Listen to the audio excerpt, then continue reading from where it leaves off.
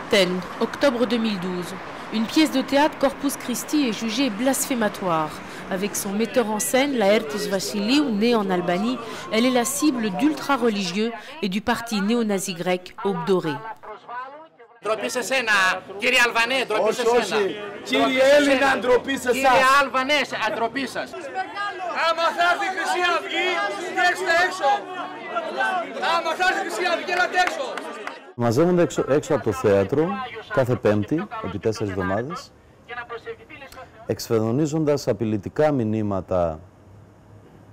Θα σας φάμε λάχανο, εδώ θα γίνει ο τάφος σας, εμείς είμαστε η οργή του Θεού. Τους ακούτε. Εδώ είναι Ελλάδα, δεν είναι Αλβανία. Το δικαστήριο μας έχει αθωώσει. Δηλαδή, επίσημα, ο ελληνικός νόμος τάσεται υπέρ μας. Pour la partie la plus réactionnaire de l'Église orthodoxe, ce que dit la justice civile ne compte pas, la pièce doit être interdite. Η ποινική δικαιοσύνη είναι ανεξάρτητη με την πίστη και την εκκλησιαστική δικαιοσύνη.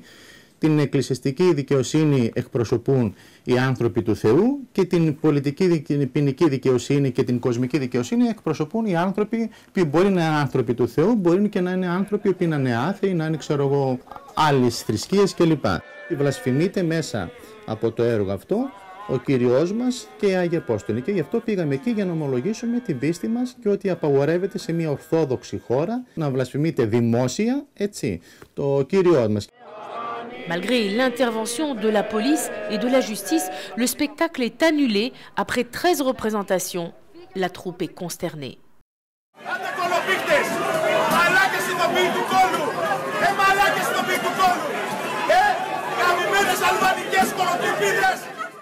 Και το χειρότερο δεν το κάνουν αυτοί που είναι απ' έξω, που υποστηρίζουν το Χριστό ή το Θεό. Το χειρότερο το κάνει η Χρυσή Αυγή. Γιατί αυτοί είναι ικανοί μόνο να φωνάζουν και να βρίζουν. Η Χρυσή Αυγή είναι ικανή να μας σκοτώσει. Obdoré, orthodoxie, même combat ou relation contre nature? Pour Stavros Zouboulakis, théologien qui vient de sortir un livre sur ce thème, la question ne se pose pas. Για μένα ποτέ. Δεν μπορεί κανείς να είναι χριστιανός και χρυσαυγίτης. Ποτέ. Διότι ο πυρήνας της Χρυσής Αυγής, ο ιδεολογικός πυρήνας της Χρυσής Αυγής είναι ο εξής. Ότι ο κόσμος χωρίζεται σε ανθρώπους και υπανθρώπους. Αυτό είναι ό,τι πιο αντίθετο υπάρχει στην καθολικότητα της Ευαγγελικής διδασκαλίας. Όταν η Χρυσή Αυγή έγινε αυτό που έλεγα προηγουμένως, ένα μαζικότερο κόμμα, αρχίζει να εμφανίζεται ως υπερασπιστής της Ορθοδοξίας.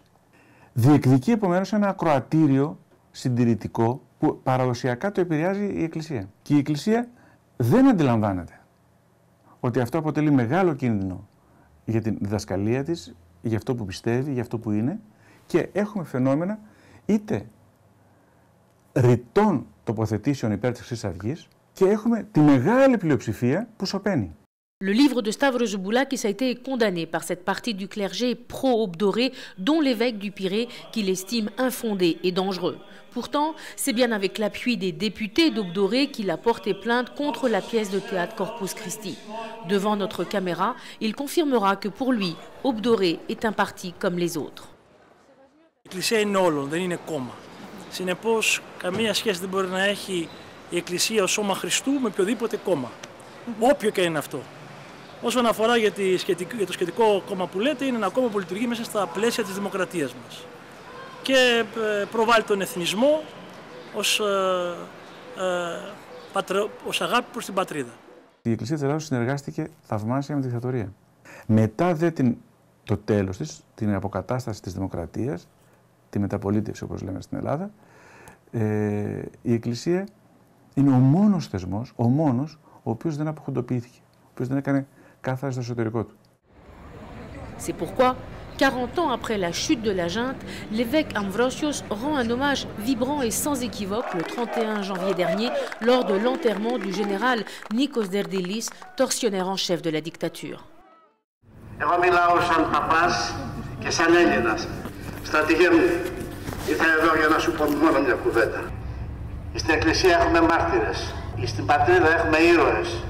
Εγώ θα σε έλεγα μάρτυρα της πατρίδος και της ελευθερίας.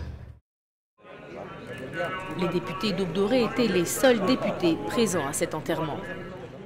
Ήρθαμε να τιμήσουμε τον μεγάλο στρατηγό, τον Νικόλαο Τερτουλιού. Που όμως έχει δικαστεί σε ισόβια για την Χούντα. Δικάστηκε από ένα παράνομο δικαστήριο και πέθανε σαν ήρωας. Ποτέ δεν ζήτησε μετάνοια, ενώ μπορούσε να το κάνει. Ευχαριστώ. Au Saint-Synode, direction de l'Église orthodoxe, la question d'Aube dorée est souvent évoquée. Le primat d'Athènes, Monseigneur Hieronymus, est ouvertement opposé à Aube dorée, tout comme l'évêque Pavlos qui est monté au créneau et pas seulement en parole. Ότι αν έρθει ένας άνθρωπος με μια φανέλα που γράφει Χρυσή Αυγή να κοινωνήσει, δεν θα τον κοινωνήσω. Γιατί εκεί έρχεται ως πρόσωπο διαιρέσεως και όχι ως απλός άνθρωπος. Η διδασκαλία και η πρακτική της Χρυσής Αυγής είναι ασυμβίβαστη με την ορθόδοξη πίστη. Δεν μπορώ, παραδείγματος χάρη, εγώ να μισώ έναν άνθρωπο και να πάω να κοινωνήσω.